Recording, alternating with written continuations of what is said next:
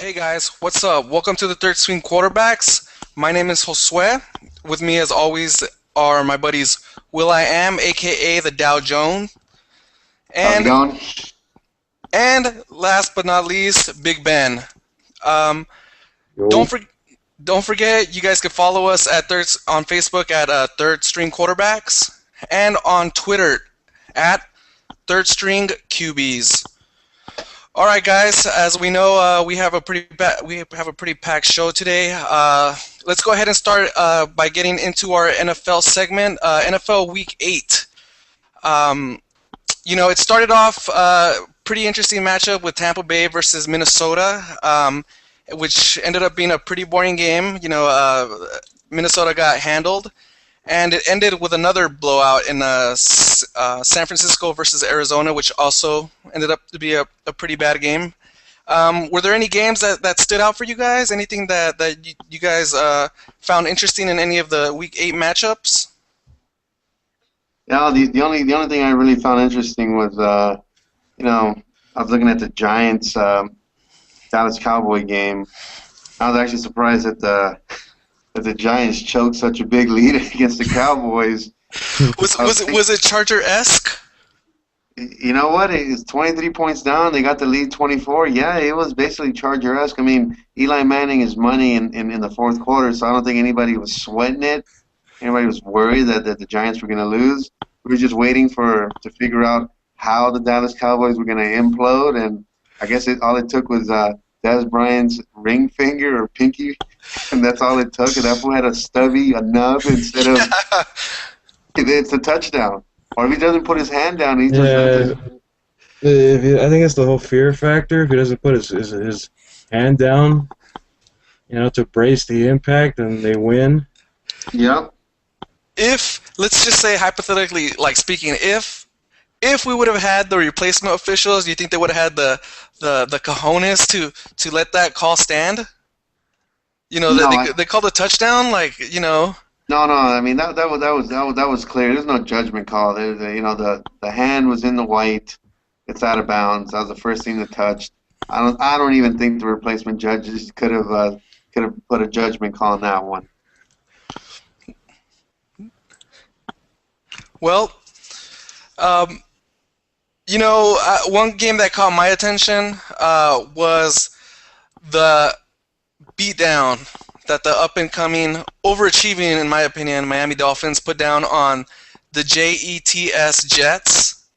I don't know if you guys followed or paid any attention to this game. I don't know if you guys heard the comments. Rex Ryan attempting to put some hot sauce on Reggie Bush's knee, and he was I heard talking that. about how they were going to come after him and they were going to try to knock him out of the game legally, and it started up a war of words, and lo and behold, I mean, it's never happened before, but Rex Ryan had to come back and eat his words as the Jets fall 30-9. This game was like 20-0 at the half, and I found it interesting that Rex, for all the bravado and this tough guy image that he puts out, his teams supposedly are supposed to feed off of it, but they never seem to back it up. They let him down, and I don't know. Did you guys have any comments or questions on that? Let me chime in on that real quick. I think everybody when they talk about the Jets, they mention bravado, and that's exactly what it is. It's false bravado.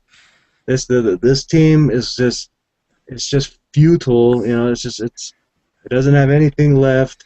You know what I'm saying? When I look at this team, this isn't the same defense that beasted its way, into the championship game. This is a completely different team. Mark Sanchez.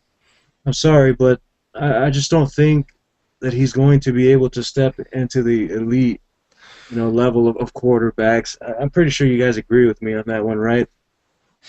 No, I'm with you. I think we all would agree that we're on the Mark Sanchez. He's not the Sanchez. We pretty much I think he's a Sanchez. yeah, the Sanchez. Will, do you have anything to add to that? being a staunch USC fan and a homer, there's no way I can defend the Sanchez, Leinart, or any of the other these USC quarterbacks. Cassell? I sell on you know what? I would sell on USC quarterbacks in the draft, but that's another subject, another topic for another day and night. It's funny that we're ragging on on Sanchez, but I don't know if you guys know this guy. There's 33 quarterbacks in the league that have enough attempts and enough passes completed to qualify for a QB rating. Out of 33 quarterbacks, this guy is ranked 30th. I mean, I don't think that like you guys said, this guy is elite to lead the Jets anywhere. And I wanted to get you guys' opinion. Do you guys think that the Jets will ever be a contender, if they'll ever be a winner with having Mark Sanchez lead them? And I'm not talking about having a solid defense and him handing off to Sean Green or to LT, when he was there. I mean, will this guy ever be the man? Will he ever be progress enough to where he can lead the team and not have to solely depend on the defense or a strong running game, where he can lead an efficient passing attack? Do you guys think he'll ever be able to overcome that? The Jets will be able to be an upper echelon team? Nay. You know what? I think of the world's greatest quarterback on BSPN, known as Trent Dilfer, and I realized that if you take all those variables away, good defense, no, Mark Sanchez is not elite. He's a game manager like Trent Dilfer, who never made a bad throw in his life, not even at Fresno State, wherever the heck he played. But he talks a mean talk, doesn't he? About other QBs, but he talks a mean talk on other QBs. He does. He's got me believing that he was better than Johnny Unitas. He only had the greatest defense of the modern era. Mm-hmm. Exactly. And so the Sanchez or the Sanchezy, you know what? Sanchezy needs to just worry about picking up the next hot date. He obviously ain't looking at that playbook, and even then he's not even clutch at those hot chicks. He can't even keep Kate Upton. She dumped him for another choke artist in Verlander. He struck out with Mrs. Tony Parker, the desperate housewife, because Parker. Yeah, because he was being too moody about the Jets losing. I was like, please. Well, there's your answer about is he elite. You never hear Tom Brady having problems with Giselle. I guess. Let me just say this: you guys, you know what? Mark Sanchez. I've said it from the beginning. I felt that he was always overrated. And if these guys are gonna fail, you know what? They might as well throw it on Tim Tebow, because Tim Tebow is the punching bag, for all failures in the NFL. For every coach that's clinging on to their career, they just throw Tim Tebow in there and try to salvage it. He's people are championing him for him to get into the Lakers starting rotation, right? Yeah. As the Twitter feed continues to blow up. But no, I agree, guys. I think as long as but why not? Why not give Tebow a chance? They're not getting anything out of Mark Sanchez. As both of you talk right now, I am Tebowing. No, hey, watch out! He has a trademark. I still think it's time, man. I mean, all facetiousness to the side. I think it's time, to do it. Why not? It's not like you're gonna go anywhere anyways. What's the worst that could happen? You know what I'm saying? This guy gets you into the playoffs and he beats Pittsburgh. You know what I'm saying? In the opening round. Yeah. Is that on the worst that can 80-yard happen? overtime. Somewhere, Skip Bayless First play from smiling. scrimmage. Skip Bayless approves of that message. I think he's gonna send us a fruit basket tomorrow. I could see that. Tim Tebow wins overtime game with a 80-yard pass to Wayne Corbett of the Jets. All right, guys. Speaking of bad quarterback play, I don't know if you guys were paying attention to the Philadelphia-Atlanta game, And I was watching a little bit of it, and it just seemed, I don't want to say that the Eagles didn't play with any heart, but these guys just about rolled over. I mean, the game was 24-7 at the half, and the Eagles are looking like a little bit of a fraud. Will and I were talking about this a few days ago, how when Mike Vick came out last year, Guns of Blazing, and he pushed Chunky McNabb out of the lineup, and Yep.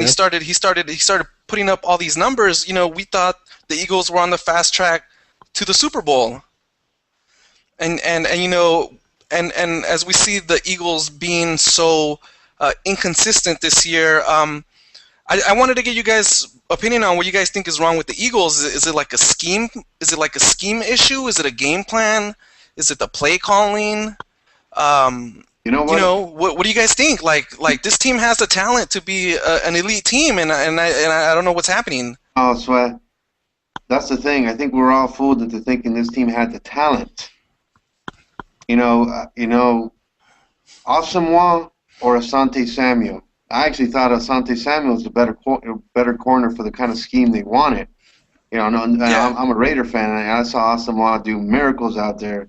Nobody threw his way, and the Raiders still sucked on defense. But either way, it's one of those things that, if we say that they may have talent, I think they have the wrong type of talent for that team. And also, I think if you've been a coach for too long, I think the players time you out. And I think Andy Reid, they timed him out already. I think his time is done there. Unfortunately, I don't think his message resonates to those guys anymore. All those stats that if you give him 2 weeks to prepare, he's undefeated. That went down the tube this year. Yeah. All these comebacks that they've had. They've been to the NFC Championship game with four times in a row. None of that's happening. I think there's a time and a window for a coach. He had a pretty good window. Just bad personnel moves, bad coaching moves. It's over. I think Jim Johnson leaving as a defensive coordinator hurt them more than anything, and that defense hasn't been the same since he left. No, you're right. I completely agree. Like, what do you think, Ben? Do you agree? What are you feeling? What can you tell me about the Eagles? I think I think that we're gonna see a coup de grace pretty soon over there in Philly. You know what? I stopped believing in Michael Vick last season. He was kind of the feel good story, right? Yeah. The prodigal son, and Andy Reid took a chance on this guy when, you know what, he's doing good things for himself now, but he's not playing good football, and I really just feel like he's making a lot of like they're looking like rookie mistakes out there, Yeah. fumbling snaps, and Coach Reid, he's got his tenure. You know what I'm saying? This guy has coached a lot of great teams, right? We were just Hmm. talking about those teams that went, the teams that even went to the Super Bowl. McFaddy was in the straight up tunnel, ralphing his brains out. You know what I'm saying? But at least they got there. This team, and I think Will's right. It's not. Maybe it doesn't complement each other.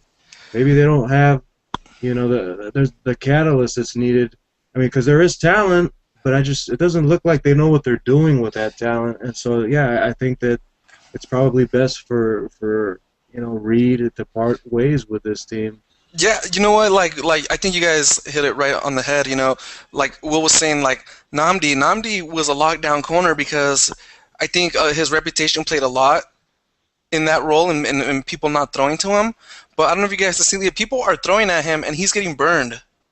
Like maybe it's his age catching up, maybe it's a scheme, but you know what? I think you guys are right. I think Andy has gotten away from what's made him successful, and he's relying too much on Mike Vick, and unfortunately, he's getting shut down. And we all know that QB play is the most important. And I want to ask you guys this: do you guys think that like this is it for Andy Reid? Like, is he out? I think he's been their coach for like 14 or 15 years. I don't think I can remember who the coach was before him. I think it was like Ray Rhodes. It was Ray Rhodes, dude. I was gonna say Rich Kotite, but I think it's Ray Rhodes. I think that was the Jets, right? It might have been.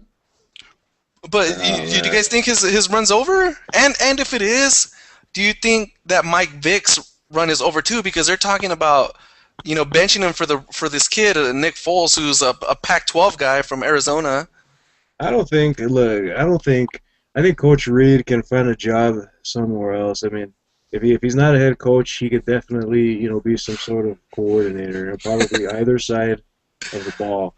Because he's got that much experience. But what will probably end up happening is he'll part ways there, and he'll probably end up in San Diego. Or maybe in Dallas somewhere, and then they'll probably start winning some games. I mean. Kansas City, maybe? Oh, I mean, yeah, he's probably dumb enough to go there. Well, here's my conspiracy theory on Andy Reid. He may take some time off, and I think this is it for him here. I could see him coaching BYU, his alma mater, because they're not doing anything right now with Bronco Mendenhall. Just for all those that don't follow BYU football, the bastion of college football there. Powerhouse. Exactly, but I could see him taking over BYU's team and doing something there. I mean, there's less pressure. He did lose his son in the off season. Yeah. I think him going back to work, may have fried him. He might be done with the NFL. He might want to take it a little bit easier in college, and BYU would be more than receptive to take him in. But this just goes to Michael Vick's legacy as a coach killer. Not only a dog killer, a coach killer, dude. So, Wow. do you think he's also done? Has he run his course? Like, if I'm assuming that if they're dumping Reed, it's because they want to clean house and get a fresh start. Who else? Well, I'll ask you the question. Who else wants Michael Vick? There is somebody else that may want him, and we're not going to see the Raiders because I think the Raiders have passed that chapter of picking up guys like that. Yeah. But the thing that made Andy Reid and I think Michael Vick so successful that first year, I think Michael Vick, realized that Andy Reid gave him a second chance, gave him an opportunity, and Andy Reid's like that. I don't know too many coaches. I think a lot of coaches in the NFL are worried about keeping their jobs. Right. And if that means I'm running out this rookie who has more potential, more upside than this old battered Michael Vick, they're going to go that route. Michael Vick may turn the way of Vince Young, a leper. Nobody wants him anymore. Coach killer. Ooh. Well, I don't know. I feel like what if you give him a good offensive line? I mean, I think the arm is still there, and I think there's enough legs left. But it's the decision making that I feel is the problem. Or could it be the offensive line?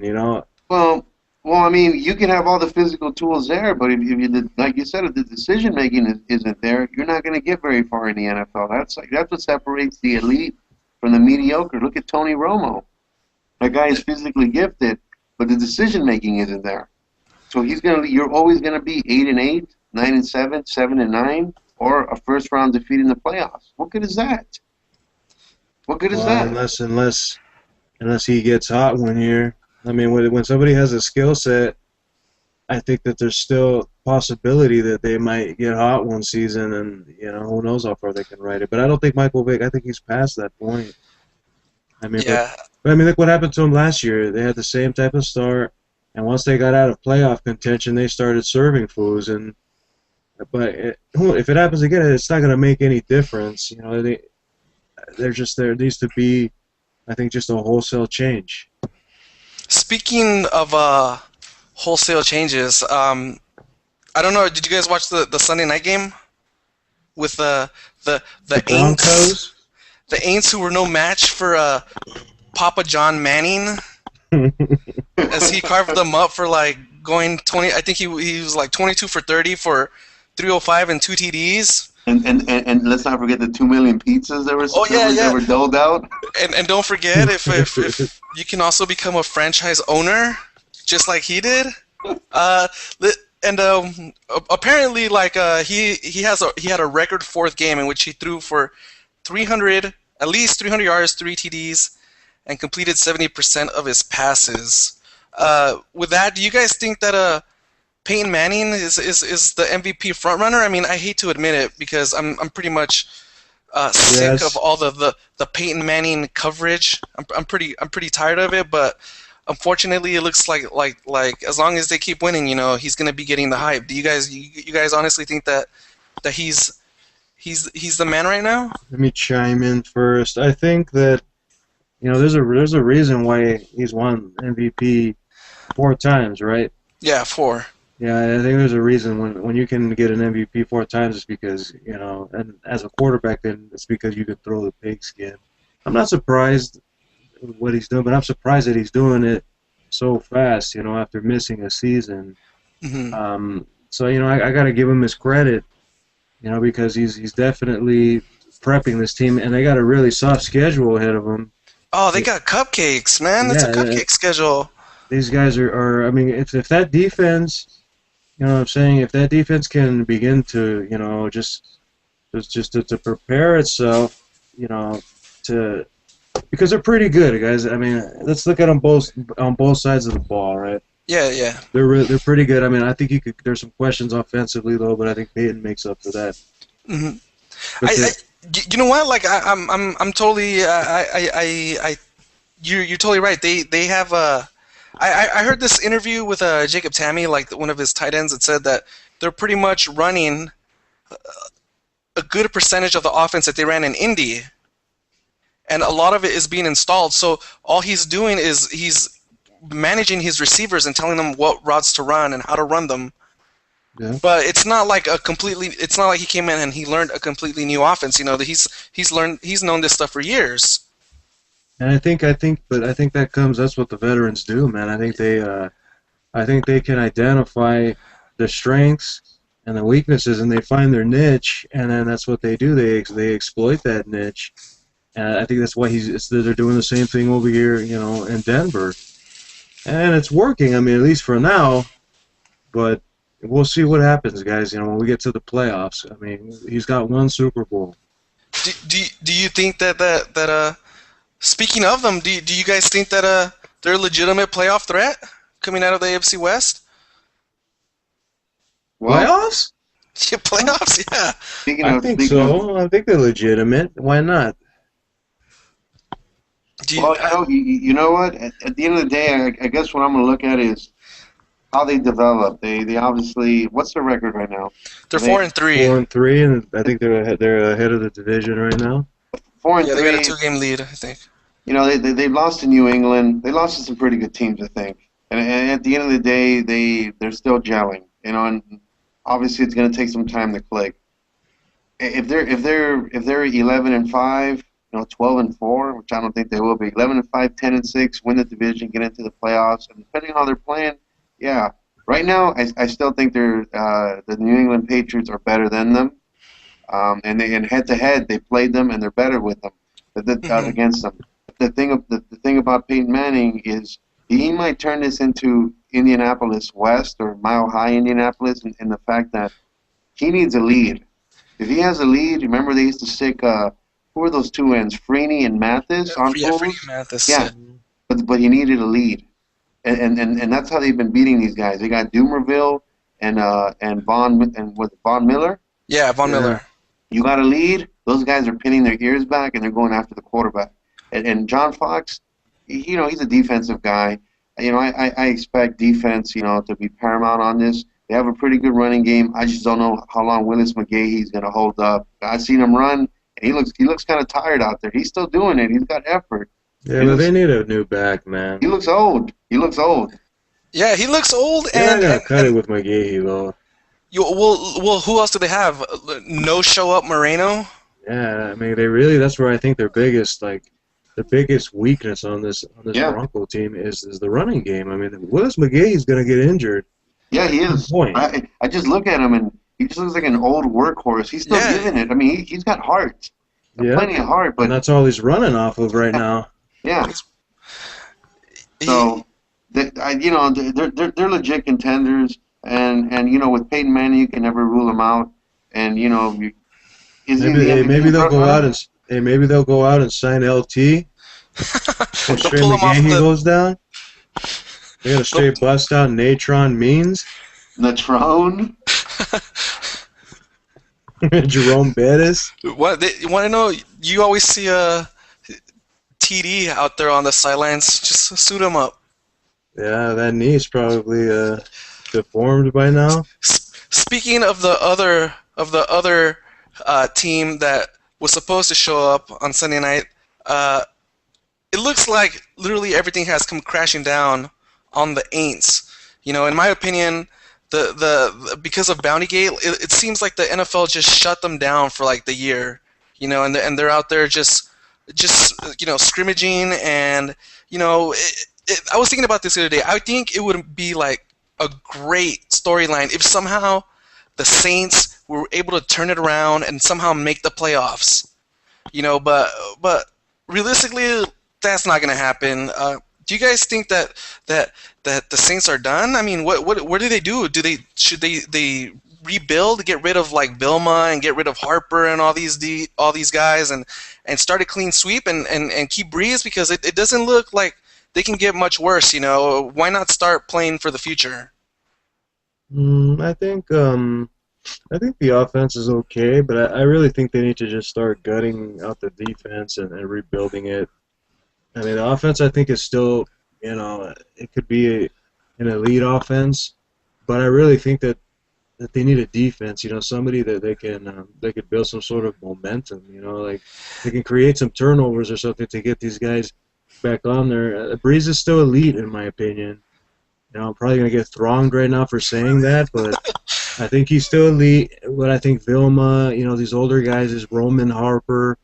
These guys are too old. They got to start retooling. That's my opinion. Karma. They need to get rid of. Karma. Karma is a nasty little word that I use For everything. For the Saints especially. If Phil Jackson was here, he'd use it against them too. The thing is, they're old. Simple as that. On D, they're has-beens. It hurts to lose their defensive scheme with their defensive coordinator. But at the end of the day, they don't have the personnel to run what they want. Their quarterback, he's still elite as much as he pretends like he didn't know anything about Bountygate, or as much as he, protects, Jonathan Vilma on Twitter or on Facebook. Dude, look at the playbook and worry about beating the team, not freaking tweeting about Vilma's innocence. You know what? It seems like, in my opinion, that their window closed so fast. Well, like, you know what? So it just shrank like. Yeah, but their defense was creating turnovers that Super Bowl year. Mm-hmm. Yeah, it was plus a gazillion on turnovers. I mean, and they were like +3 on the Colts in that Super Bowl. Right. And and it hurts to lose your catalyst, your coach. Coach ran that team. Look at Green Bay. I'll give you an example. Last year, their defense was worse in the league. Awful. And I think that's where the Saints are right now. Just awful on defense. You can turn it around. You still have a good offense that can score points, keep you in games. You just need a defense to make stops. Time to draft. Time to make some moves. Get younger. Get more athletic. Get faster. I mean, that's a simple thing. There's a wild card spot in the NFC South that can be won. Yeah. And maybe not this year, but next year. Mm-hmm. It's I think you guys hit it on the head. Like this team, I almost felt like it was just buying time, just a little bit more time, just to be able to get their coach back. But I think that the bounty scandal was the thing that it just withered them, and I think it revealed what the facade, what I'm saying? It exposed the true nature of what the Saints, were, and they're old, as you guys are saying. Yeah, you're right. And speaking of old, let's turn the table a little bit and let's talk a little bit about RG3 and Andrew Luck. I mean, I think we can agree that RG3 has been like the NFL darling, with all the fanfare and all the commercial success that comes with it. However, and this is something that kind of caught me by surprise, Andrew Luck Andrew Luck's Colts are quietly 4-3 compared to Mhm. RG3's Redskins, who are 3-5.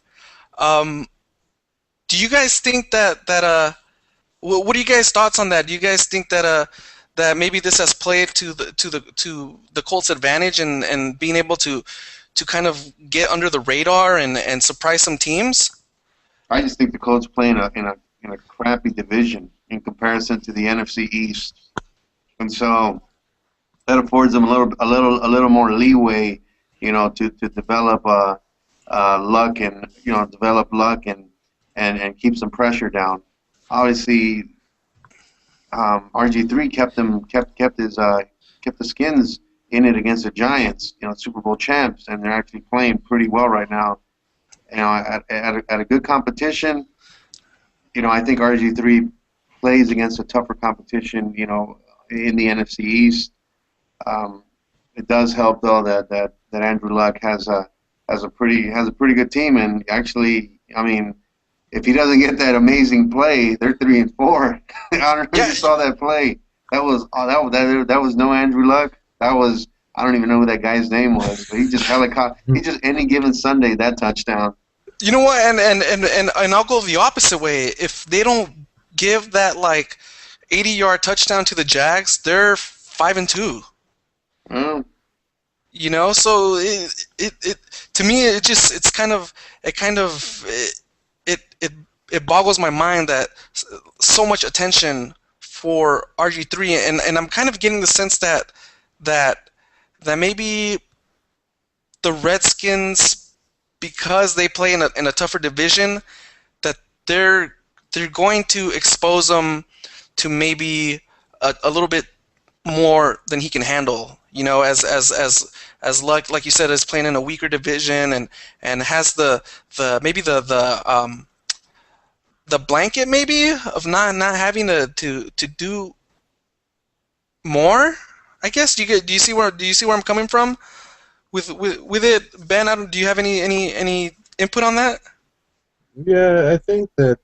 I mean, I think the Colts have had a bit of a more softer schedule, and I think that they have a better defense than the Redskins. yep. So I feel that's what kind of makes the difference here when we're talking about records, and when I look at both players and if I look at their skill sets, at least from what I can see, by watching them play and highlights, both of them are really skilled. But I mean, I haven't heard anybody, come out like the giant four horsemen and say that, that cursing that this, and complaining that they're going to have to deal with this guy for years now. We're talking about RG3. I think he's a special player. I'm not going to take nothing away from Luck, all right, because I think Luck is going to be really good and he's going to develop into a solid NFL quarterback. But I think RG3 has that, that I don't know. It's hard You, to explain. you think he has more of an upside, like more potential to do great things? I think he has more potential to make highlight plays. But I mean, but the thing with a player like RG3 is there's a chance that he can go the route of a Michael Vick or go the route of the leper, as Will would say. Um, Andrew Luck, you look at him and what I'm saying he's got the physical, because you can even say that RG3 is more physically gifted. He's a track guy, Yeah, but Andrew Luck is what 6'5", right? yeah. He's a big dude. You know what I He's like the mean? Yeah. prototypical quarterback. He's a Statue of Liberty. This guy, he can see, he could read the defenses, and he could sling it out there. He could just interpret, the coverages before I think RG3 could. So, I think ultimately, I'm kind of thinking that probably, you know, towards the end, I kind of feel like Luck will probably end up being, a little bit more of the more like polished and refined quarterback. Because I think RG3's style is just really, it's really flashy, but it's really, high risk and dangerous Yeah, sometimes. high risk, high reward. That's why I guess his teammates were getting on him about being a bit more careful about when he Yeah, scrambles and run out of right. bounds and you're right. You're right. Speaking of of quarterbacks, I don't know if you guys heard, but Brady Quinn did not get cleared, unfortunately, to play on Thursday night against the Chargers. And in my opinion, this Thursday night game should be an absolute bore fest. Yeah. Because of just where the Chiefs are at, and I Do we think even have to talk about it? I mean, I wouldn't be surprised if they bring Jeff Garcia back for this one. I mean, I think anyone right now would do better. You can't do any worse right now. Is Christian Okoye coming back to play running back? Larry Johnson? Suit him up. Put me in, coach. Yeah, you know what? I mean, this game should be San Diego, and if it's not, Norm Turner should be fired. That's You all know I have what, to say Gabe? about this. How many times? You know everything to refute you that. know he won't. You know what game should have been San Diego? It should have been Cleveland, and we saw how that turned out. Did you know what? There'll be 50 sportscasters out there saying that North Turner should be fired, and he won't be. Well, you can add 51, 52, and 53 right here. No. I need him to stay in San Diego because look what he's doing to the Chargers. No, the Chargers are too good of a team to be, I mean, they have a solid team, and I think they should be accomplishing, they should have more success.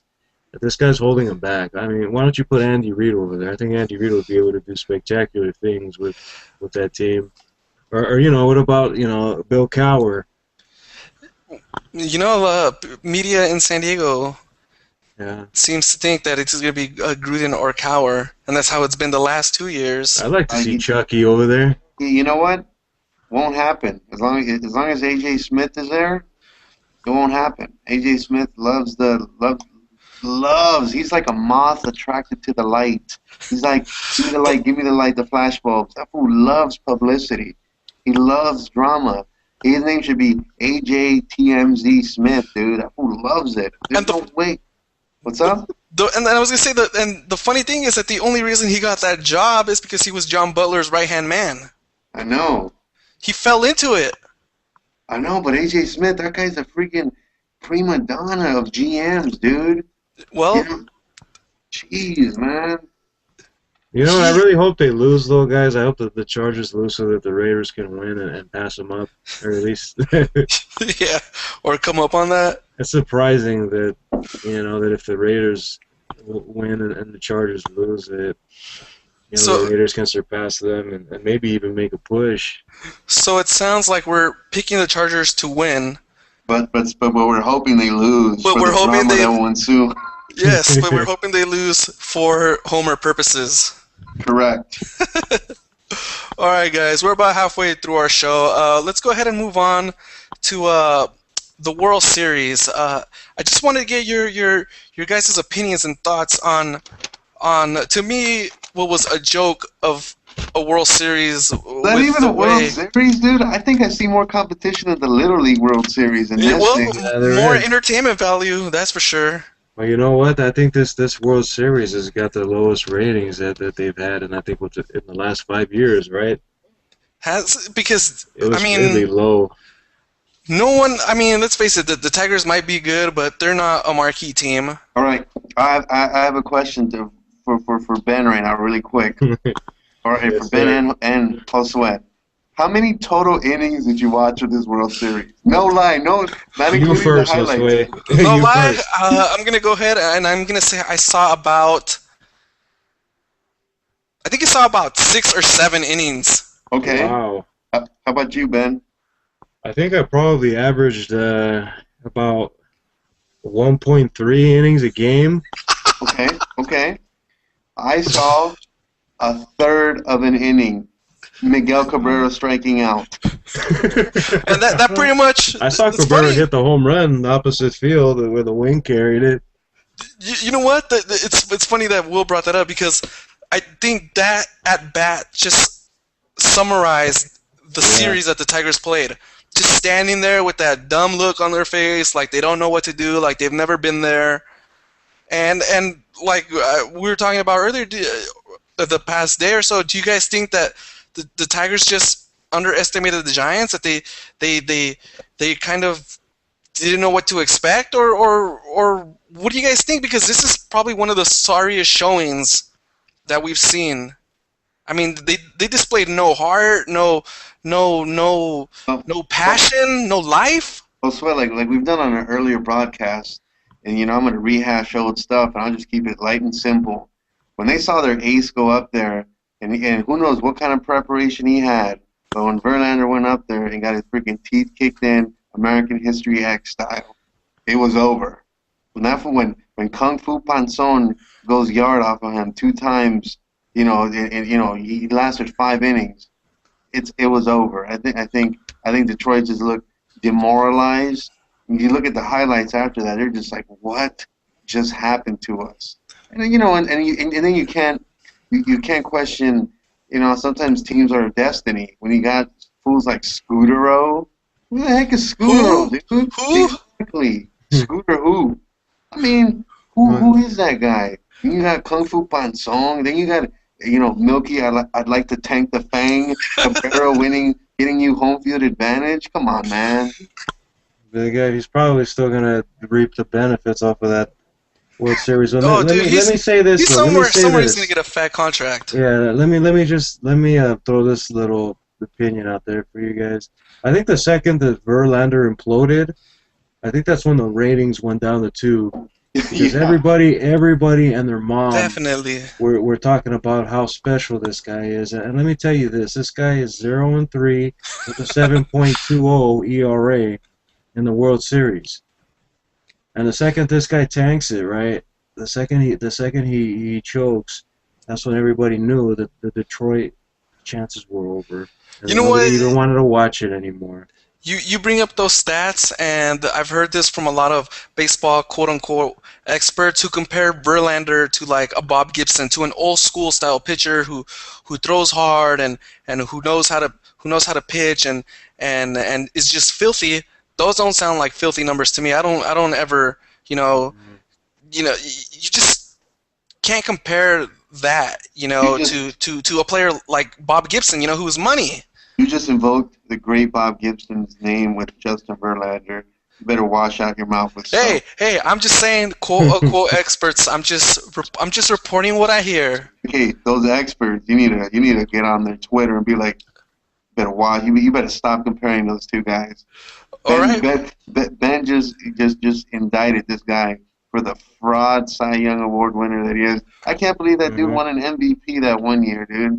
You should rescind that. Yeah, MVP. you know what? I thought that was over exaggerated. That was overkill, Dude, dude. should not have gone. Pitchers should not get MVPs. I'm sorry. Pitchers have their own award, and then I think the MVP belongs to the hitters. No, I think you guys are right. I don't think they make an impact, an everyday what? impact. You know what? This is BSPN's overhyping of Verlander, and Ben's absolutely right when he just called him out.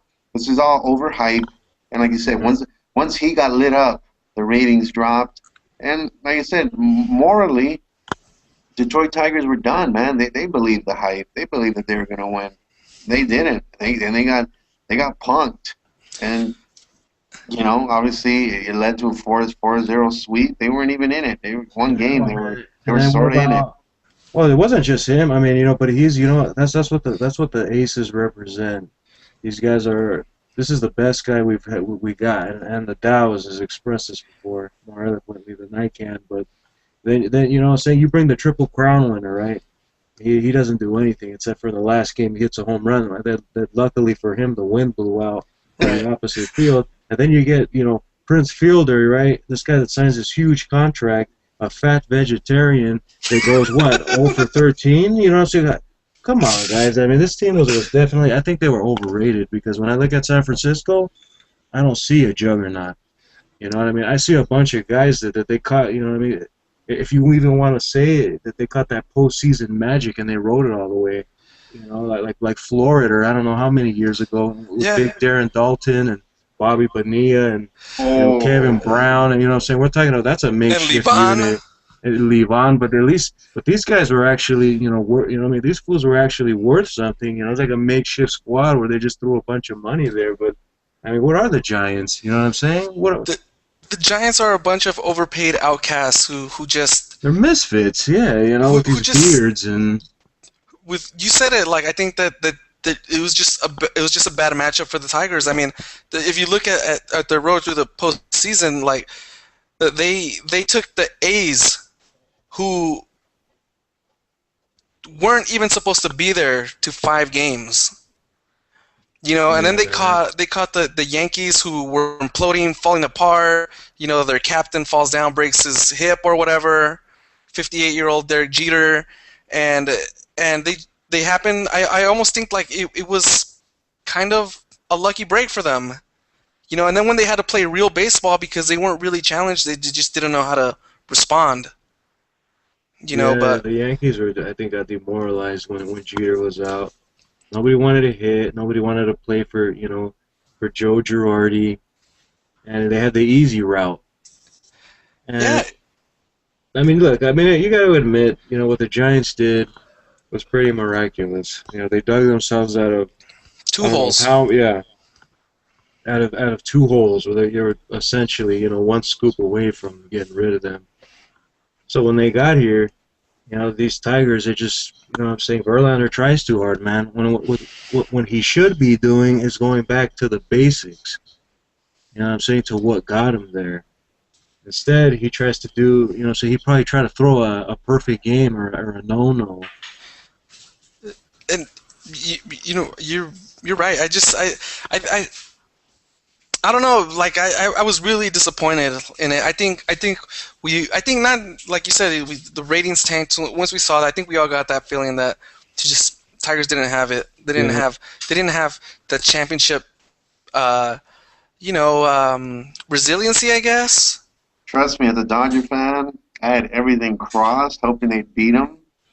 Yeah, I Didn't really happen. did, man. I wanted to see And I wanted to see the Giants lose, man. yeah, I'm not gonna lie to you. I want to see them lose too, and they pulled it out. I'm gonna bust out an old adage that Josue knows about: the better team won.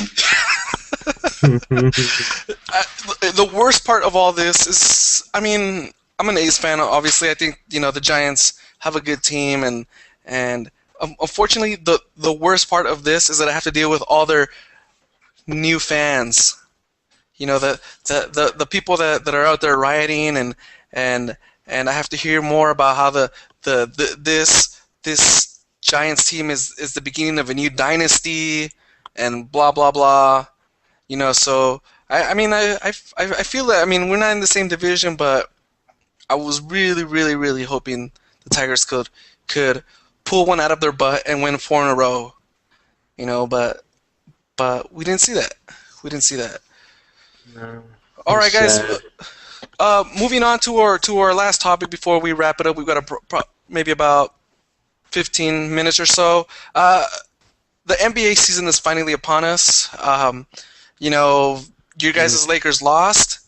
I know, I know. Will stopped watching, and as he began to follow the Twitter explosion. And what do you guys make of the Lakers' first game? What do you guys see? Any first impressions? Any things you guys want to expound upon? Any thoughts on the new Dwight Howard era? You want to tackle that one, Will? And I'll go after you if you want.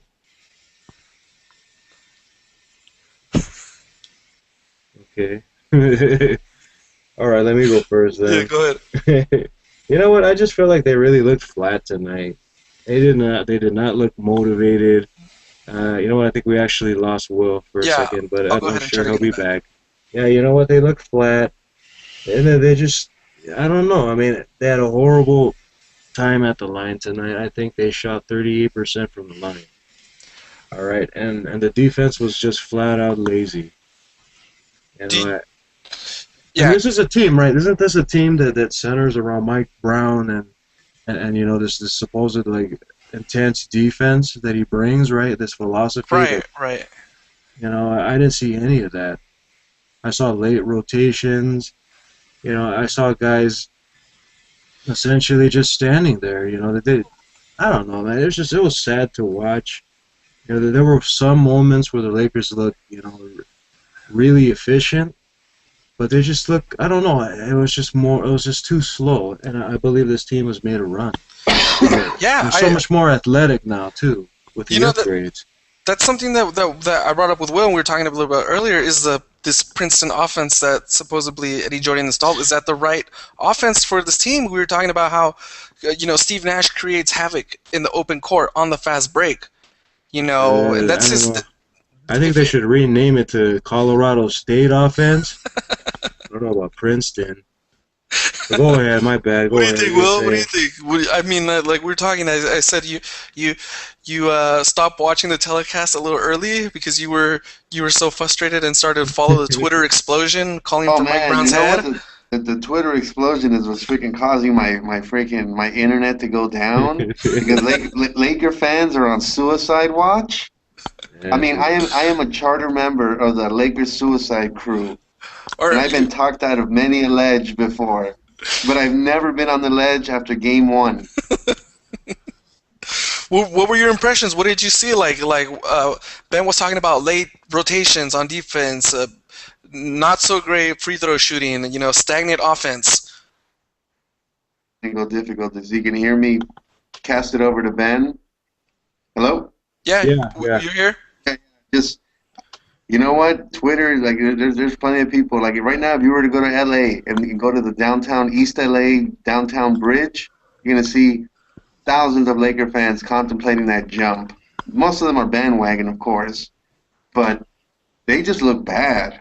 I'm sorry. Princeton offense? You got to be kidding me, dude. You It's got Steve Nash and ridiculous. you got the most athletic big man in the game, and you're gonna do and he's not really a post player like Andrew Bynum, and you're gonna make him do something that he's not really comfortable with. Nah, man. You extract the most out of your players and you put them in a position to succeed. Mike Brown, from what I heard on when he was a Cleveland coach, he used to just run ISOs for LeBron James. Obviously, you got LeBron James, and it's pretty easy Hmm. to run ISOs when you got Kobe Bryant. But I think the Lakers are at a different level right now. They're more of a team, and the thing Right. is, you need to run an offense that is oriented around a team. Steve Nash has been making guys multimillionaires in the NBA. Guys like Amari Stoudemire, who's Guys out like for Raja Bell. Raja Hmm. Bell, Amari Stoudemire, or we can go back to that one guy that's got a swoosh tattooed to him. The guy that plays for Marcin Gortat. Ooh. Look at his numbers last year. Look at his numbers last year. Yeah. And you're telling me Nash can't do something like that with Gasol or Howard? Give me a freaking break, man. Princeton Well, offense, you awful know, offense, dude. exactly, and I think that's just a testament of the problems that we have right now with head coaching. You know, you would think that Mike Brown would understand that these players have specific strengths, Exactly. and that these strengths have been what these guys have thrived off of and what they've made their name off of, and he's not taking advantage of that. Hey Ben, did you notice there were some plays in the first and second quarter where it looked like Kobe was more of an open court player. I hadn't seen Kobe play like that in a long time. Yeah, And attacking the basket, and I was just like, man, and this is when they kind of broke away from the Princeton offense, and I was just like, wow, Kobe looks kind of spry, looks kind of young. He's gonna get some easy touches at the rim, and then in the third quarter, what do I start seeing? Nash handing the ball off at half court. It's like what, you know? yeah, man. It was pretty sad to just see them just waltzing up court. You know, that's why I think I mean I believe this guy has to make adjustments or he's gonna be out of there pretty soon. But what I'm hoping for is is maybe a few weeks to a month from now we're gonna start the rumors of Zen Master returning will come, and then the cogs will start turning, and you know what I'm saying, then it all manifests with a great Zen Master returning once again to lead these guys into glory to receive the 12th title. Correct me if I'm wrong here, though. Isn't this a guy that Kobe signed off on? Mike Brown? Didn't he No. give his stamp? He did. Oh, Did he not give his stamp of No. approval? When this guy got signed, Kobe had nothing to say I, about him they didn't even talk to Kobe about it. That was until the season started, right?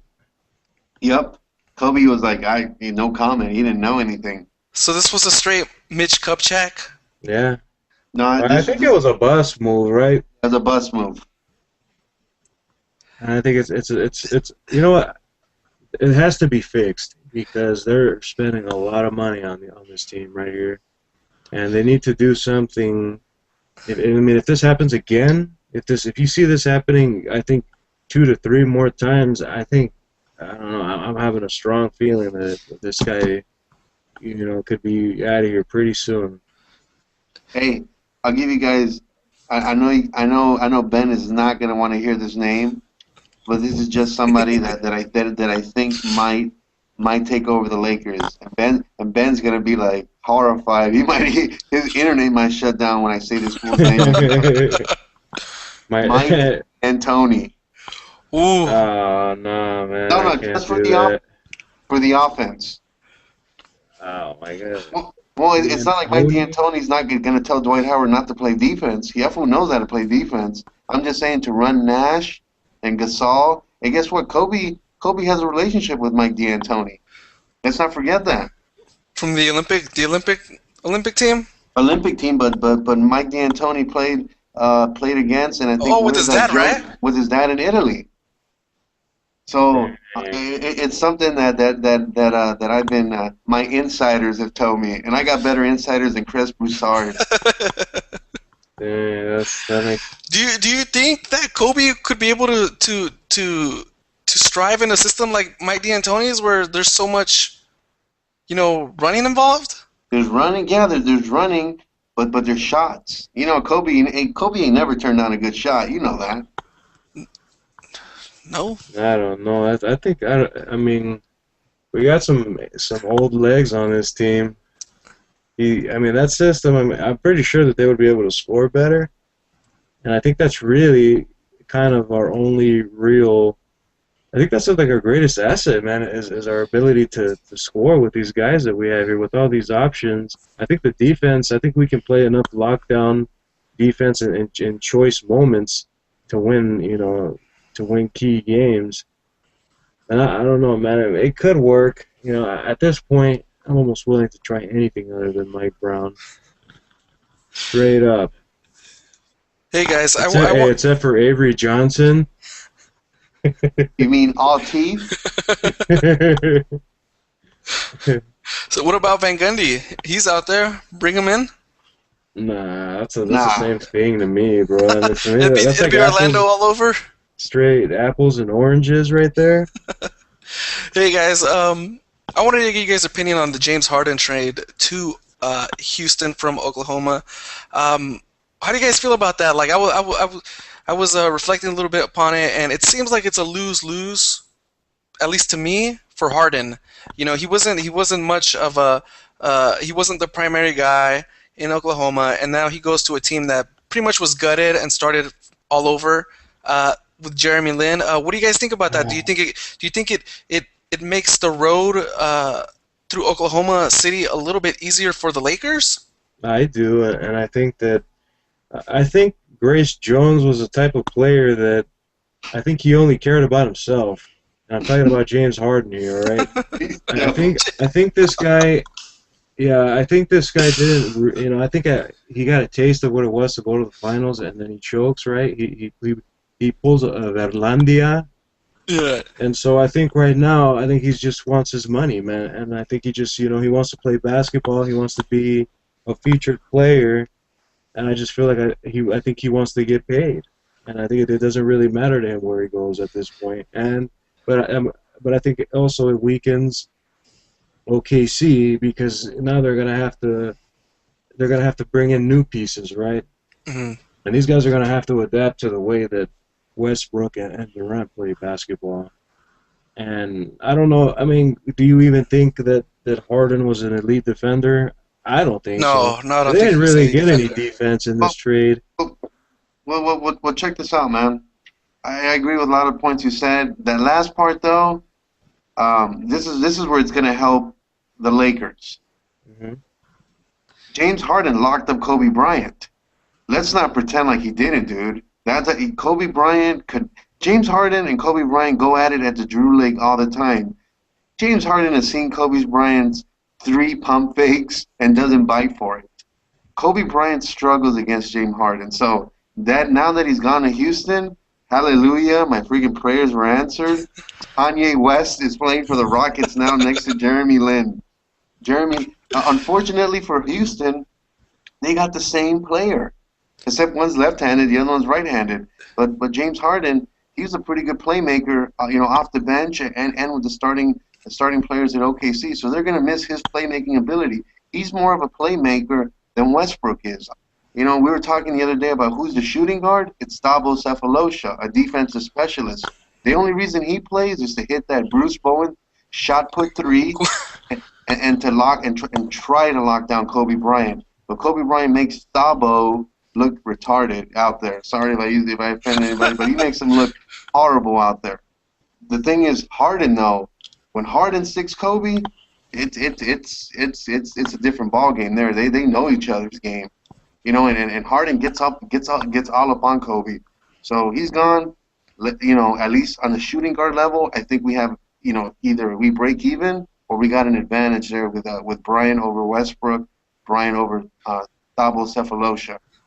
Houston, hey, you're right, Ben. At the end of the day, Houston just wanted somebody. They wanted anybody. And they got Kanye West. They got their max contract player. And they got Jeremy Lin too. I think they're banking on these guys. There's two front court guys. But they got it. Oh, did we lose him again? Did we lose Will? We need to stop having him run his Twitter on his 1984 IBM. Hey, we need to stop mentioning Tim Tebow, because then he rages out. It's like his router it's trained to shut down when somebody whispers Tim Tebow. And he definitely has a strong point, Josue. I think Harden versus Kobe. I think that's one less matchup that we're gonna have to worry about. And I feel like right now, everybody, just kind of right now complaining and upset about today's loss. They're definitely, when this team gets going, it's going to be a juggernaut. And I think people are they're going to be afraid. Yeah. They're going to be afraid to see what this team truly becomes. But go ahead. Oh, I think he's popped out again. Will is no longer allowed to use his own internet. I think he should come over to our place and just have him hang out. Yeah, I think he's got to stop hiring the chimps that the chinchilla. The chimps that will he's got one of those little those windmills. Yeah. He's got monkeys. He's got monkeys. Rotating it for him to power up his laptop. Windows 89. But anyways, Will, is your chinchilla falling asleep at the wheel there? He needs a Mountain Dew. All right, guys, that about wraps up our show. We'd like to set aside some time for my two buddies to go ahead and give them a couple of minutes or so on whatever they have on their mind. Whether it be Tim Tebow or Will's chinchilla breaking down or his lack of internet savvy. Go ahead, guys. This is an open forum. Whatever you guys have it on, go ahead. All right. Who wants to take the bull by the horns? Is that you, Will, or would you like me to go first? We'll go with this with NBA long season, 82 games last year. We got a small sample of it. They played 60 games, and the Miami Heat obviously were given their rings today. Looking at the Lakers season, it's going to take some time to gel. They're probably going to end up with the third or fourth seed, which isn't going to sit well with a lot of Laker fans. At the end of the day, it is a very long road. They'll figure it out. They'll figure out what works, and it wouldn't surprise me if they scrap the Princeton offense and they go into a more conventional NBA offense and actually utilize the strengths of Steve Nash, Paul Gasol, Kobe Bryant, Dwight Howard, and get open looks for 3-point shooters.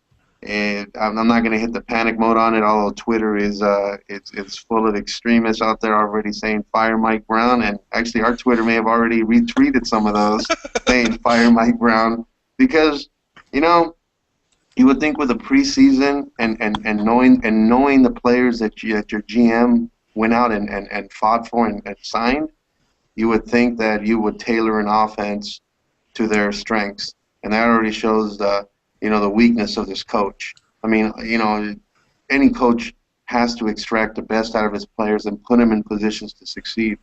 Mike Brown fails at that. Failed in Cleveland, and he's failing right now. They might give him another year this year, but if they don't, if the Lakers, even if they end up with the third or fourth seed, if they don't make a strong showing, if they don't go to the finals, he's done. That's my rant. I'm Mike Brown. Mike Brown needs to figure it out, and he really needs to figure it out quick because LA Laker fans are fickle. We're not here to get bounced in the first or second round. It's championships or bust. We're not the Clippers. We don't put second round banners up in the Staples Center. We don't care about that. That means you didn't win anything. There you go. There you go. Amen to that. Amen to that. I want to.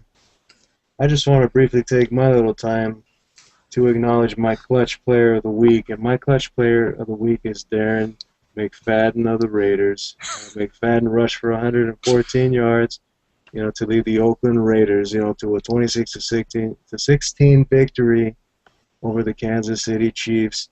And what I'm hoping is that he carries this, this swag, this momentum into our next game, which is against Tampa Bay. And I feel that if we can get this game, guys, I think we can start making a push. I don't want to completely give up on this team.